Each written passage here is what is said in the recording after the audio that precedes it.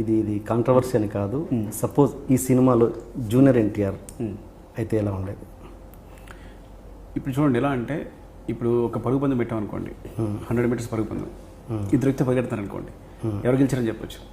Okay. So నేను ప్యారల్గా ఇదే junior NTR గారితో చరణ్ గారితో తీస్తున్నాను అనుకోండి, అప్పుడు మీరు ఎవరని చెప్తే చెప్పొచ్చు. It's complete independent. Yeah yeah. So ఒకళ్ళు చేసిన దాన్ని ఇంకోళ్ళు ఎలా చేస్తారని ఊహించుకోవడం కరెక్ట్ కాదు యాక్చువల్గా. Yeah yeah. Okay okay okay. డెఫినెట్గా తనైతే అన్యాయం మాత్రం చేసినవాడు కాదు, అని డౌట్ లేదు అందులో.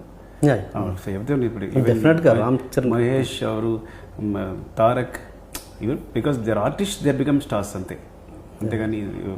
సో బట్ ఏంటంటే ఎప్పుడు మనం కంపేర్ చేయలేం. ఎందుకు కంపేర్ చేయలేము అంటే, ఇద్దరికి ఒకే పందెం పెడితే ఓకే, కానీ మనం సెపరేట్ తీస్తున్నాం. ఒకళ్ళు ఇంకో సినిమా తీస్తున్నాం, ఇంకోళ్ళు ఇంకో సినిమా తీస్తున్నాం. సో అది ఎప్పుడు కరెక్ట్ కాదు కంపేర్ చేయడం. Okay okay right.